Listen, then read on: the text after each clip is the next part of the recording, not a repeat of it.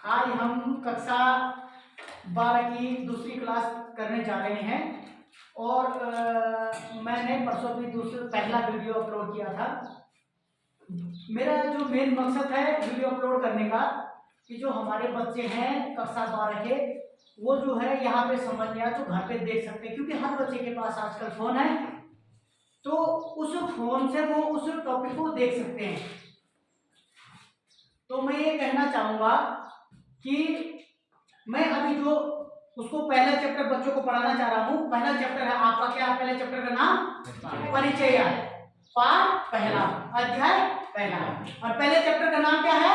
परिचय। मैंने आप लोगों के सामने पहले लिखा है परिचय, पार्ट 1, और पहला भाग है जिसका नाम है व्यष्टि अर्थशास्त्र। जिसका नाम है व्यष्टि अर्थशास्त्र। देखो व्यष्टि अर्थशास्त्र का मतलब सबसे पहले क्या होना चाहिए? व्यष्टि अर्थशास्त्र का मतलब क्या होता है सुनाओ जरा। देखो व्यष्टि अर्थशास्त्र मतलब क्या है? बोलो, बता रही थी तुम बताओ व्यष्टि का मतलब क्या होता है? व्यष्टि अर्थशास्त्र वह अर्थशास्त्र होता है जिसके अंतर्गत विशेष क्षेत्रों का अध्ययन किया जाता है। जिसके अंदर क्या किया जाता है?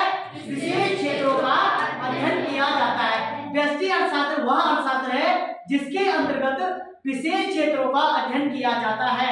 विशेष क्षेत्र जैसे व्यक्तिगत फर्में, व्यक्तिगत परिवार, व्यक्तिगत आय, व्यक्तिगत मजदूरी, जो हम व्यक्तिगत अपने लिए करते हैं, जिसका लाभ किसी कार्य को करने से जिसका लाभ स्वयं को हमको मिलता है। आया समझ में? वो विशेष छोटी चीजों का छोटे क्षेत्रों से लिया जाता है। जैसे व्यक्तिगत आय हो गई, व्यक्तिगत परिवार, मेरा सिर्फ अपना परिवार का दायरा है। व्यक्तिगत फर्में, व्यक्तिगत फर्म, अगर हम किसी वस्तु का उत्पादन करते हैं तो उस पर सिर्फ मेरा ही अधिकार है। आया समझ में? तो व्यक्तिगत जो चीजें हम करते हैं सिर्फ अपने लाभ के लिए, वो व्यष्टि अर्थशास्त्र के अंतर्गत आता है। और व्यष्टि अर्थशास्त्र को दूसरे नाम से भी जिसको जाना जाता है, जिसको बोलते हैं सूक्ष्म अर्थशास्त्र। जिसको क्या बोलते हैं? सूक्ष्म अर्थशास्त्र। क्या बोलते हैं उसको? सूक्ष्म का मतलब होता है छोटा। आया समझ में? सूक्ष्म का मतलब क्या होता है? छोटा। तो छोटा मतलब होता है कि जिन चीजों को हम छोटे दायरे से लेते हैं, छोटे छोटे टुकड़ों में छोटी चीजों से लेते हैं।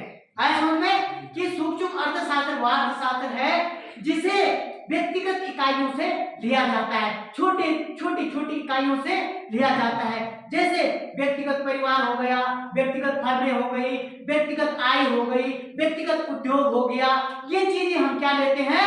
व्यष्टि अर्थशास्त्र लेते हैं। और व्यष्टि अर्थशास्त्र का दूसरा नाम क्या होता है? सूक्ष्म अर्थशास्त्र भी कहते हैं, छोटा क्षेत्र। ठीक है, इसी के साथ हमारा दूसरा टॉपिक आता है समष्टि अर्थशास्त्र। क्या आता है? समष्टि। अभी मैंने आपको क्या पढ़ाया है?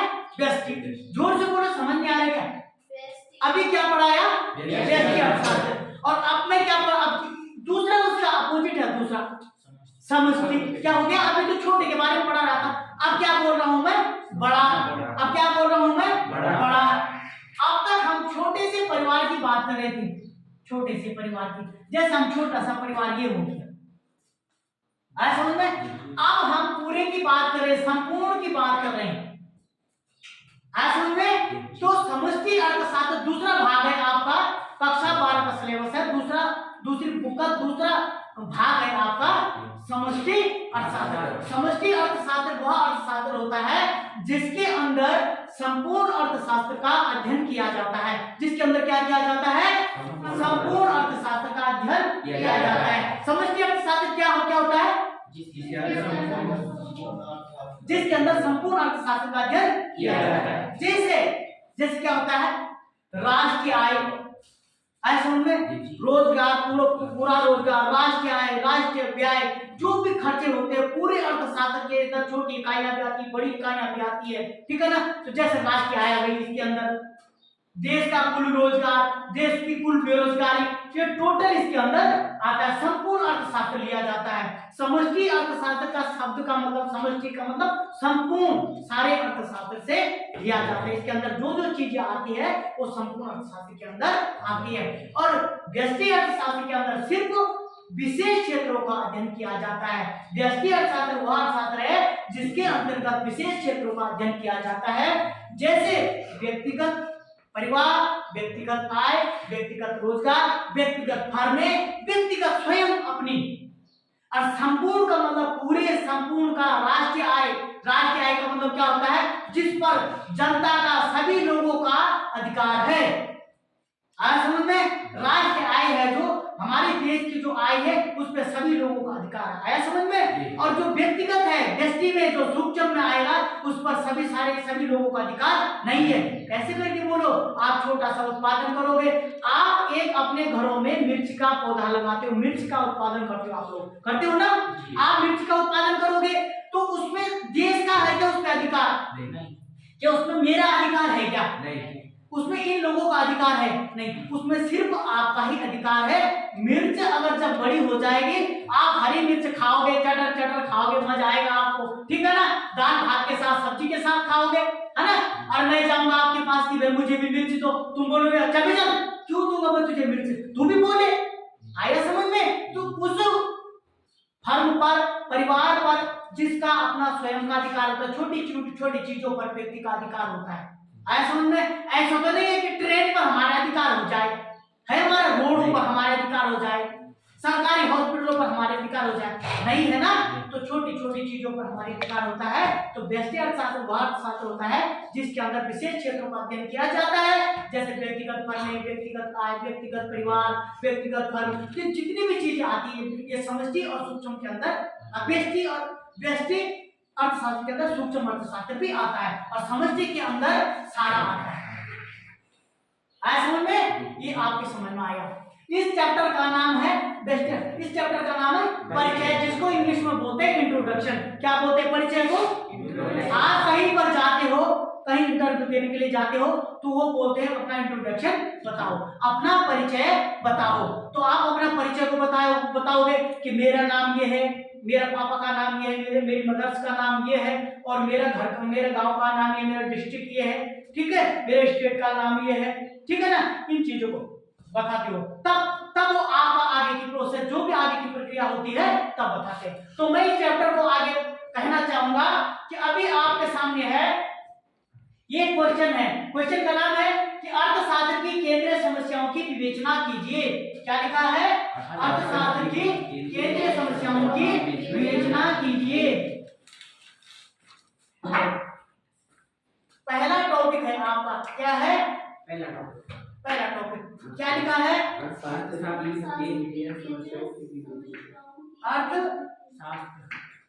अर्थशास्त्र बोलो। अर्थशास्त्र की केंद्रीय समस्याओं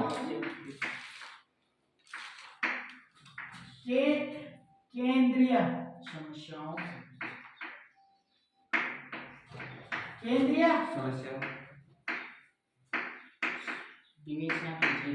समस्याओं की, जोर से बोलो, समस्याओं की विवेचना कीजिए।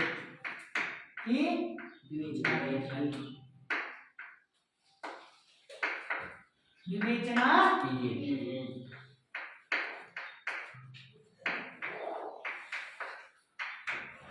यही है ना बेटा? अब देखो मैं आपको क्या चीज पढ़ाना, इसको मैं पूछूंगा कि आप इसलिए ध्यान से सुन लो। अर्थशास्त्र की केंद्रीय समस्याओं की विवेचना कीजिए। एक अर्थशास्त्र विभिन्न आर्थिक क्रियाओं का योग है। क्या लिखा है बोलो? कि एक अर्थशास्त्र विभिन्न आर्थिक क्रियाओं का योग है। अर्थशास्त्र में जो लोग कार्य करते हैं, ठीक है ना, विभिन्न प्रकार के कार्य किए जाते हैं अर्थशास्त्र के अंदर, उनका योग है, ठीक है ना? अब क्या है? आर्थिक इनका योग का मतलब क्या है? कि आर्थिक क्रियाओं का योग है आर्थिक क्रियाओं से आशय। देखो आर्थिक क्रियाओं का मतलब क्या है? आर्थिक क्रियाओं से आशय उन क्रियाओं से है जिनका संबंध धन कमाने और धन खर्च करने से होता है। जिनका संबंध क्या होता है? धन कमाने और धन खर्च करने से होता है। मैं तुम्हें पूछूंगा, इसलिए ध्यान से सुन लो। ऐसा समझ में कि एक अर्थव्यवस्था के अंदर विभिन्न आर्थिक क्रियाओं का योग है एक अर्थव्यवस्था, और उन आर्थिक क्रियाओं का इसका संबंध क्या है? क्या लिखा? आर्थिक क्रियाओं से, इसका संबंध उन आर्थिक क्रियाओं से है जो धन कमाने और धन खर्च करने से इनका संबंध। देखो अर्थशास्त्र के अंदर जितने भी क्रिया, जो भी काम किए जाते हैं वो सिर्फ क्या, किस लिए किए जाते हैं? धन कमाने के लिए किए जाते हैं। और कुछ जब आप लोग धन कमा लेते हो तो उस धन को क्या करते हो, ऐसे पैसे देते हो उसको निगल जाते हो के पेट में, क्या करते हो, उस धन को खर्च करते हो। ऐसे में उस धन को क्या करते हो, खर्च करते हो। मगर एक समस्या है इसके अंदर कि मनुष्य की आवश्यकताएं असीमित है, मनुष्य की आवश्यकताएं असीमित है। देखो उसने धन कमा भी दिया और धन खर्च भी कर दिया, करना है, मगर उसके पास एक बहुत बड़ी समस्या हो जाती। मनुष्य के पास एक बहुत बड़ी समस्या है। वो कौन सी समस्या है, कौन सी समस्या है वो, कि मनुष्य की आवश्यकताएं असीमित है। मनुष्य की आवश्यकताएं क्या है, असीमित है। उसकी इच्छाएं कैसी है, असीमित है, मगर उसकी आय कैसी है, सीमित मात्रा में। आय समझ में, उसकी आय कैसी है, सीमित मात्रा में है कि नहीं है। इसलिए उसके पास, मनुष्य के पास आर्थिक समस्या उत्पन्न हो जाती है। आया समझ में, आया समझ में कि मनुष्य की आवश्यकताएं कैसी है, असीमित है और उसकी आय सीमित है, इसलिए मनुष्य के पास आर्थिक समस्या उत्पन्न हो जाती है।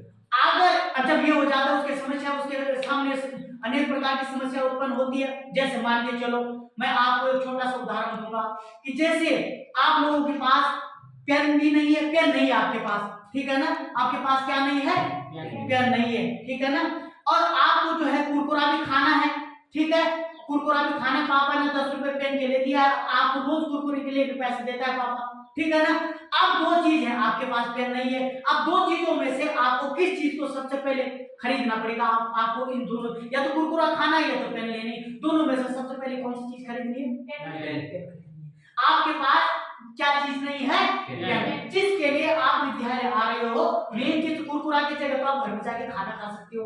आज समझ में ना, या आप लोगों के पास जो है, आप जो है ड्रेस थोड़ा फट गई है, ठीक है ना, फट गई है ड्रेस, और आपके पास बास्ता पुराना हो गया, जूता भी पुराना हो गया है, आपका जो ड्रेस है वो फट चुकी है, आपका जो बैग है पुराना हो चुका है, आपका जूता भी पुराना हो चुका है। आप ये चीज बताइए मुझे कि आपने उन तीनों वस्तुओं में से किस वस्तु को क्रय करना है सबसे पहले, किसको करना है, ड्रेस को करना है, क्योंकि आपकी जो ड्रेस है वो जीर्ण शीर्ण स्थिति में है। सबसे पहले आप लोगों को कौन सी वस्तु का क्रय करना है, ड्रेस को खरीदना है। आया समझ में, तो इसके लिए मनुष्य के पास क्या है, विकल्प है, इसके लिए मनुष्य के पास वैकल्पिक साधन भी उपलब्ध हैं कि मनुष्य क्या करता है। अभी बोला मैंने कि मनुष्य की क्या है, आवश्यकताएं असीमित है और उसकी आय सीमित मात्रा में है, मगर उसके पास विकल्प भी दिए गए हैं। वैकल्पिक साधन कैसे हैं मनुष्य के पास, उसकी आय देखो, हर किसी मनुष्य की जो इच्छाएं होती है वो हर टाइम असीमित होती है। कैसी होती है, वो असीमित होती है,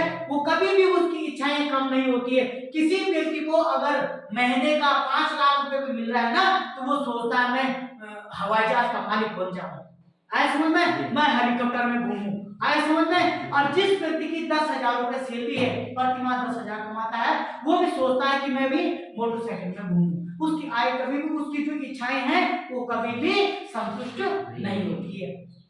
इसलिए मनुष्य के पास आर्थिक समस्या उत्पन्न होती है। आर्थिक समस्या का मतलब पैसे की कमी होती है, तो उन वस्तुओं का उपभोग समय पर नहीं कर पाता है, मगर उसके पास वैकल्पिक साधन होते हैं। क्या, उसको क्या करना पड़ता है, उन सभी वस्तुओं को एक कर्म के अनुसार लगाना पड़ता है, और जिस वस्तु का सबसे अत्यधिक मात्रा में, आपको बोला, उदाहरण दिया था कि उसको देखो, उसके पास बहुत सारी वस्तुएं हैं जिसको वो खरीदना चाहता है, जिसका उपभोग करना चाहता है, मगर वो उसी वस्तु का उपभोग करेगा जिस वस्तु को उसने सबसे पहले खरीदना है। जैसे ये वस्तु है, ये वस्तु हो गई है समझ में, और दूसरी है बी वस्तु।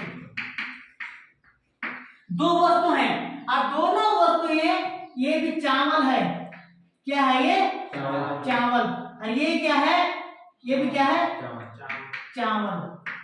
ध्यान से देखना बेटा, इसको क्वेश्चन को ध्यान समझना, चावल है, ठीक है। और मनुष्य की क्या है, आय, देखो हर कोई व्यक्ति, हर किसी की आय कम नहीं है, कोई ज्यादा कमाता है तो कोई कम कमाता है, आया समझ में। तो मनुष्य क्या करेगा, ए वाली वस्तु का खरीदेगा। देखो ए वाली ये है मोटा चावल, ये बिकता है 40 रुपए केजी, कितना बिकता है, 40 रुपए केजी।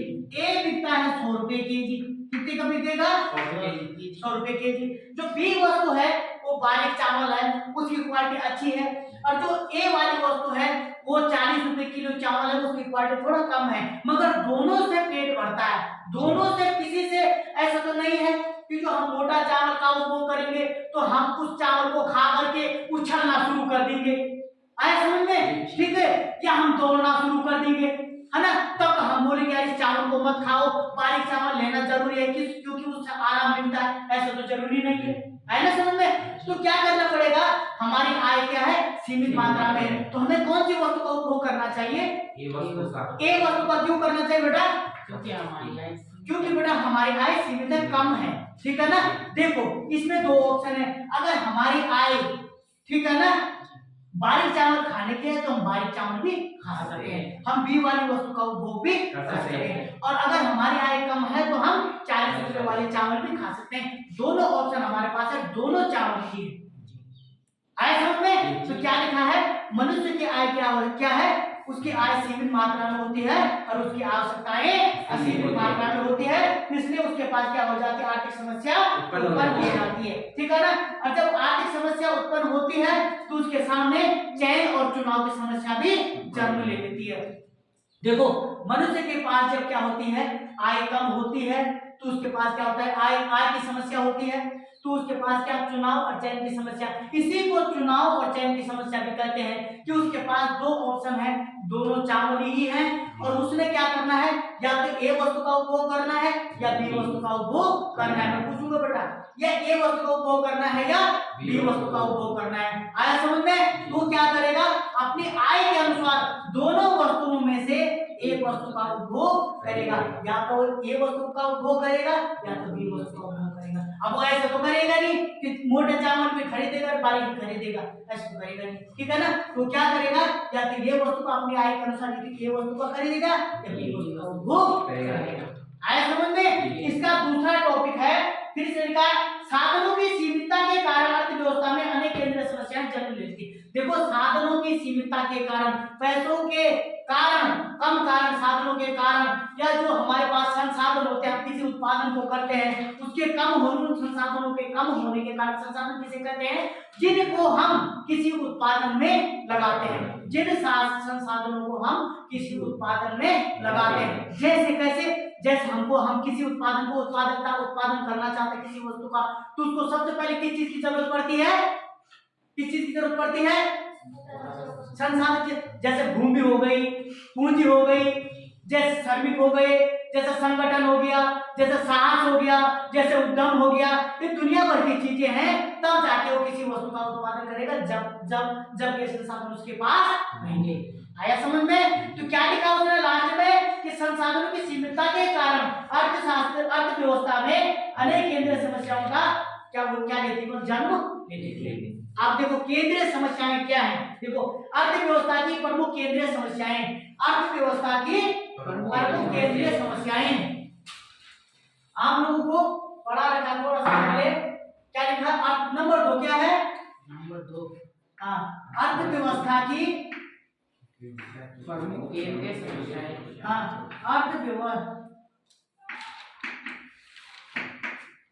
अर्थव्यवस्था की प्रमुख केंद्रीय समस्याएं, प्रमुख केंद्रीय समस्याएं,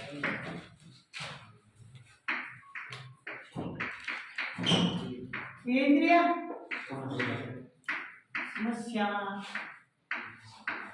समस्याएं, ये समस्याएं हैं, उसके बाद ये समस्याएं देखो अर्थव्यवस्था की प्रमुख केंद्रीय समस्याएं, ये अर्थव्यवस्था की प्रमुख केंद्रीय समस्याएं। अब क्या क्या समस्याएं हैं उसके बारे में आप लोगों को बता रहा हूं, ठीक है ना? अर्थव्यवस्था की प्रमुख केंद्रीय समस्याएं निम्नलिखित हैं। अर्थव्यवस्था की केंद्रीय समस्याएं निम्नलिखित हैं। अब निम्नलिखित का मतलब है कि बहुत सारी समस्याएं हैं। सबसे पहले वो इस चीज को देखेगा, नंबर 1 हेडिंग आएगी कि किन वस्तुओं तथा कितनी मात्रा में उत्पादन किया जाए। नंबर 1 क्या है इसके हेडिंग के नीचे, नंबर 1 क्या आएगा, किन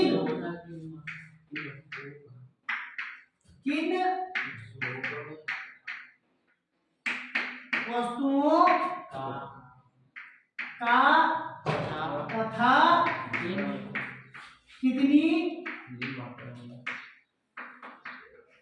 कितनी मात्रा में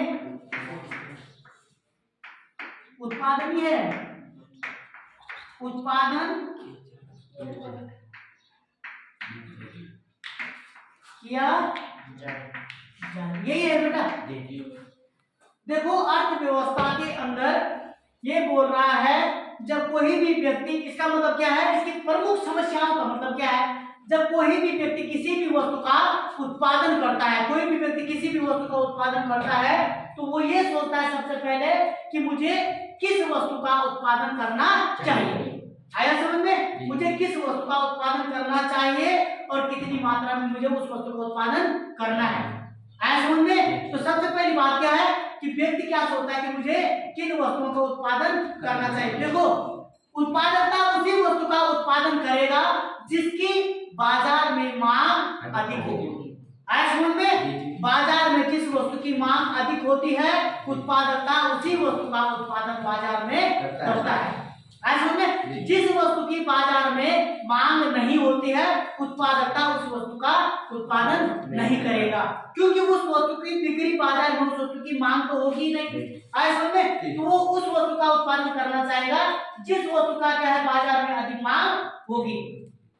दूसरी चीज है उसे क्या करना पड़ता है कि उसे ये सोचना पड़ता है कि मुझे कौन सी वस्तु का उत्पादन करना चाहिए जिस वस्तु में मुझे अधिक से अधिक लाभ प्राप्त हो। इसके बारे में लिखा है कि क्या लिखा है कि साधनों की असीमितता के कारण समाज के सम्मुख सबसे प्रमुख समस्या यह होती है कि वह अपने सीमित साधनों की सहायता से किन वस्तुओं का और कितनी मात्रा में उत्पादन करे। ये वस्तुएं उपभोक्ता वस्तुएं, उत्पादक वस्तुएं और क्या बोलते हैं सामाजिक सार्वजनिक वस्तुएं, अनिवार्य और आरामदायक विलासितापूर्ण वस्तुएं हो सकती है। प्रत्येक उत्पादकता के सामने यह प्रमुख समस्या होती है कि वह क्या उत्पादन करे तथा कितनी मात्रा में उत्पादन करे। उस वस्तु का उत्पादन वह कितनी मात्रा में करे। यह उत्पादक साधनों और अदाओं के संबंध के बीच संबंध कुल मिलाकर वो बोलना चाह रहा है कि यह बल उस पर निर्भर करता है, बाजार की मांग पर निर्भर करता है कि व्यक्ति को उसी वस्तु का उत्पादन करना चाहिए जो बाजार में जिस वस्तु की मांग अधिक मात्रा में हो। ठीक है, उसके ऊपर से क्या लिखा है कि कितनी मात्रा में उत्पादन किया जाए। देखो वस्तु किन वस्तुओं का तथा कितनी मात्रा में। दूसरा शब्द कितनी मात्रा में उत्पादन करना चाहिए। देखो एक उत्पादन ऐसा होता है कि व्यक्ति बहुत सारा उत्पादन कर दे और वो बाजार में उसकी मांग है ही नहीं, तो उसको बाजार को देखकर ही बस उस वस्तु का उत्पादन करना चाहिए। आया समझ में? देखो व्यक्ति को बस उस वस्तु का उत्पादन करना चाहिए जिस वस्तु का बाजार में अधिक मांग हो, क्योंकि वो पैसा लगाएगा उस उत्पादन पर। ठीक है ना? और कितनी मात्रा में उस वस्तु का उत्पादन उसको करना चाहिए, उसको देखना चाहिए। अगर उत्पादकता यह नहीं देखेगा तो उसको अवश्य लॉस होगा, प्रॉफिट नहीं होगा। दूसरी हेडिंग है कि वस्तुओं का उत्पादन कैसे किया जाए। क्या है वस्तुओं का दूसरा क्या है वस्तुओं का उत्पादन कैसे किया जाए। मैं पूछूंगा अभी वस्तुओं का उत्पादन कैसे किया जाए।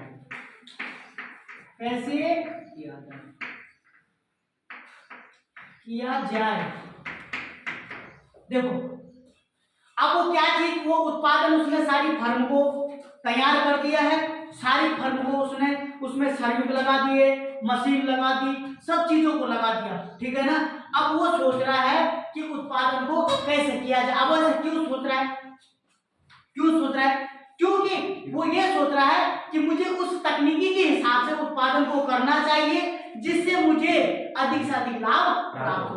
देखो बेटा क्या सोच रहा है उत्पादकता कि मुझे उस तकनीकी के हिसाब से बस उत्पादन को करना चाहिए जिस तकनीकी के हिसाब से मुझे अधिक से अधिक लाभ प्राप्त हो। ऐसा समझ ना? कोई भी उत्पादकता आप लोग भी अपने घरों में उत्पादन करते हो तो ये सोचते हो कि मुझे अधिक से अधिक लाभ किस तरह से मुझे मिले, मैं उस तरह से उत्पादन को करूंगा। जैसे इसमें लिखा है जैसे कि एक उत्पादन हो गया आपका, जैसे कोई व्यक्ति क्या करता है कि एक उत्पादन हो गया हर करके के अनुसार सर्व प्रधान उत्पादन। जैसे हाथ करके के हिसाब से हाथ से उत्पादन, हाथ करके दो प्रकार से उत्पादन तकनीकी के हिसाब से कर सकता है। एक तो वो हाथों से उस वस्तु को बना सकता है, और एक होता है विद्युत करके के हिसाब से वो उस वस्तु को का निर्माण कर सकता है। अब वो दोनों में से, दोनों तकनीकों में से वो ये देखेगा कि मुझे किस वस्तु का उत्पादन, किस तकनीकी के हिसाब से मुझे इस वस्तु का उत्पादन करना चाहिए। ध्यान से सुन लो, ठीक है ना। क्या बोल रहा हूं कि मुझे किस वस्तु का उत्पादन कैसे किया जाए, कैसे करना पड़ेगा। पर मुझे कि मुझे हाथ करके से इस वस्तु का उत्पादन करना है कि मुझे विद्युत करके के हिसाब से इस वस्तु का उत्पादन करना है। अगर वो हाथ करके के हिसाब से उसे अधिक से अधिक लाभ प्राप्त हो रहा है तो उसको हाथ करके के हाथों से, आज समझ में, जैसे पहले लोग क्या करते थे, हाथों से स्वेटर बनाते थे, हाथों से कंबल बनाते थे, हाथों से दरिया बनाते थे, तो उससे क्या होता, बिजली का खर्चा बच जाता था, मशीनों को खर्चा बच जाता था। तो पर मुझे क्या होना चाहिए, मुझे बोला अगर हाथ करके के हिसाब से फायदा होगा उस व्यक्ति को, उसको हाथों से उस का निर्माण करना चाहिए। अगर विद्युत करके के हिसाब से उसको फायदा हो रहा है तो विद्युत मतलब मशीनों से उसका उत्पादन करना चाहिए। अब देखो, अगर बाजार में अधिक डिमांड है, बाजार में अधिक मांग है, तो उसको मशीनों से विद्युत करके के हिसाब से उसको क्या करना चाहिए, उत्पादन करना चाहिए, क्योंकि मशीनों से जल्दी उत्पादन प्रोडक्ट निकलता है। ऐसे में अगर वो क्या करेगा, हाथ से बुनना शुरू कर देगा तो बाजार में डिमांड चलने में अगर पूर्ति नहीं कर पाएगा, इसलिए उसको मशीनों से करना चाहिए। अगर बाजार में डिमांड कम है तो उसे हाथों से काम करना चाहिए, क्योंकि उससे बिजली का खर्चा बचेगा, श्रमिकों को ज्यादा श्रमिकों को लगाने की जरूरत नहीं, मशीन का खर्चा बचेगा, इसलिए उसे किससे करना चाहिए कार्य को, बोले किससे करना चाहिए, हथकरघे से करना चाहिए। आया समझ में तुम्हारे की नहीं आया, ठीक है ना। क्या लिखा है, इस चयन का उद्देश्य यह होता है कि वस्तु का उत्पादन अधिक कुशलता के साथ किया जाए, अतः उत्पादन की उस तकनीकी का चयन करेगा जिसमें, देखो क्या लिखा है कि बस उत्पादक बस उस तकनीक का चयन कर, उसको उस तकनीक का चयन करना पड़ेगा कि जिस तकनीक में उसको न्यूनतम लागत लगानी पड़ेगी, कम लागत मतलब कम पैसा लगाना पड़ेगा, उत्पादकता को उस तकनीक का प्रयोग करना चाहिए, और उस तकनीक का प्रयोग नहीं करना चाहिए जिसमें उसे अधिक से अधिक पूंजी लगानी पड़ेगी, जिसमें अधिक पूंजी लगानी पड़ेगी, अधिक पैसा लगाना पड़ेगा, उस तकनीक को उसको नहीं करना चाहिए। ठीक है। तीसरी हेडिंग है, किसके लिए उत्पादन किया जाए। क्या लिखा है तीसरी हेडिंग, आप देखो क्या लिखा है, किसके, थोड़ा सा लेके बेटा, किसके लिए उत्पादन, बोलो, किया जाए, किया जाए अर्थात जाए, फिर अर्थात अथवा अथवा उत्पादित, हाँ, अथवा उत्पादित वस्तुओं का उत्पादित वस्तुओं का वितरण इस प्रकार किया जाए,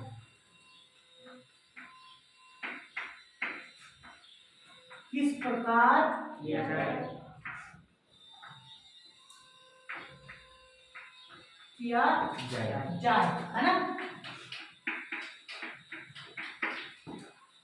क्या लिखा है कि किसके लिए उत्पादन किया जाए अथवा उत्पादित वस्तुओं का वितरण किसके लिए किया जाए। देखो, व्यक्ति जिस वस्तु का उत्पादन कर रहा है उसको ये पता होना चाहिए कि जिस वस्तु का मैं उत्पादन कर रहा हूँ वो उत्पादन, उस वस्तु का उत्पादन कौन उसका उपभोग करेगा।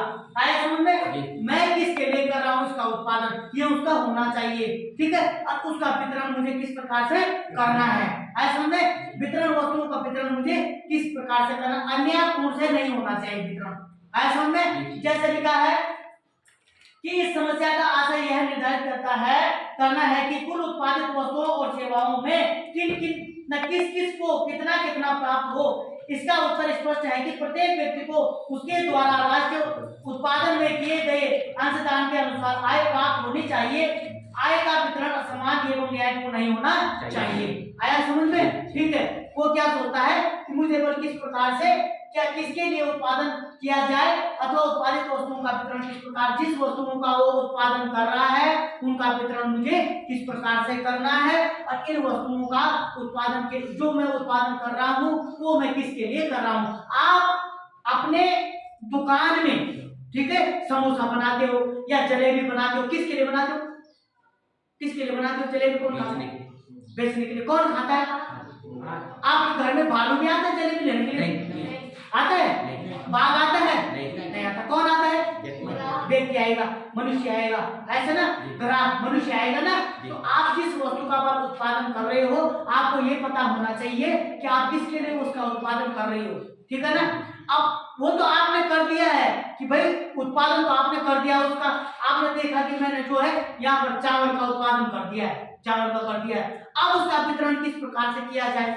अन्यायपूर्ण नहीं होना चाहिए। उसका वितरण आपने किस प्रकार से करना है? आपने उस हिसाब से करना है जो बाजार में उसका मांग, उसका रेट, उसका प्राइस चल रहा होगा, उस हिसाब से आपने उसका प्राइस तय करना है और अन्यायपूर्ण वह नहीं होना चाहिए। ऐसा समझ में? तो मैंने आप लोगों को पढ़ाया है कि अर्थशास्त्र की प्रमुख केंद्रीय समस्या क्या है। तो क्या क्या हेडिंगों को आपने याद रखना है, किन वस्तुओं का तथा कितनी मात्रा में उत्पादन किया जाए। दूसरी हेडिंग क्या है? दूसरी हेडिंग क्या है? दूसरी हेडिंग क्या है? देखो, किन वस्तुओं का तथा कितनी मात्रा में उत्पादन किया जाए। कोई भी व्यक्ति ये सोचता है कि मुझे उत्पादन करना है और मुझे कितनी मात्रा में करना चाहिए, और क्या बोलते हैं किसके लिए मैं उत्पादन कर रहा हूँ, मुझे कैसे उत्पादन करना है, उसके बारे में मुझे को ज्ञान होना चाहिए। दूसरा है वस्तुओं का उत्पादन कैसे किया जाए। हाँ, वस्तुओं का उत्पादन कैसे किया जाए। देखो, कोई भी व्यक्ति किसी भी वस्तु का उत्पादन करता है, उसको उसकी तकनीकी के बारे में ज्ञान होना चाहिए कि मुझे इस वस्तु का उत्पादन करना है, तो उसकी तकनीकी मतलब उसका तरीका होना चाहिए कि उसको किस प्रकार से उस वस्तु का ज्ञान वो उत्पादन करना है। देखो, उत्पादन करने के लिए दो तरीका हथकरघे से कर सकता है और विद्युत करघे से कर सकता है। या तो विद्युत करघे उसमें पूंजी से कर सकता है, उसमें पूंजी लगेगी, और जो हाथों से करना है वो सर्वप्रधान से होगा। सर्वप्रधान का मतलब हाथों से होगा काम, ठीक है ना। आपको दोनों तकनीकों में से किस तकनीक का अच्छा लग रहा है और जिसमें व्यक्ति उससे आप उत्पादन करोगे, मगर सबसे पहला है कि किस तकनीकी में सबसे न्यूनतम लागत लगेगी, उत्पादकता उसी वस्तु को उसी तकनीकी से उत्पादन करना चाहता है, क्योंकि उससे उसमें अधिक लाभ मिलेगा। तीसरी हेडिंग है इसमें कि किसके लिए उत्पादन किया जाए अथवा उत्पादित वस्तुओं का वितरण किस प्रकार किया जाए। आपको पता है कि उसने जब वस्तुओं का क्या कर दिया, उत्पादन कर दिया, तो किस प्रकार से उनका वितरण उसने करना है, किस प्रकार से उसका वितरण करना है और किस तरह से उसका मूल्य तय करना है। उसका मूल्य अन्यायपूर्ण नहीं होना चाहिए। मैंने आप लोगों को पहले चैप्टर का पहला पार्ट का पहला क्वेश्चन पढ़ाया है, आप लोगों को ये ज्ञान होना चाहिए। और मैं आप लोगों से ये भी कह रहा हूँ कि अगर आपकी समझ में नहीं आया होगा तो एक बार आप जरूर घर में जाकर, मैं ग्रुप में शेयर करूंगा, आप ग्रुप में जाकर के इस टॉपिक को देखें। और अन्य बच्चों से भी कहूंगा कि उत्तराखंड बोर्ड से है, अर्थशास्त्र सब्जेक्ट से पहला चैप्टर है। और क्या है मैंने लिखा है यहाँ पर, क्या लिखा है, परिचय पाठ से है और व्यक्ति अर्थशास्त्र से पहले भाग से है। आप लोग इस टॉपिक को जरूर देखें, आपको ये समझ आ जाएगा। एक बार जरूर करके देखें। और मैं बच्चों से कहूंगा कि आप लोगों को कैसा लगा, बहुत अच्छा लगा।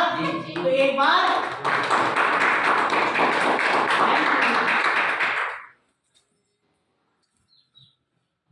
चल रहे हैं 15 मिनट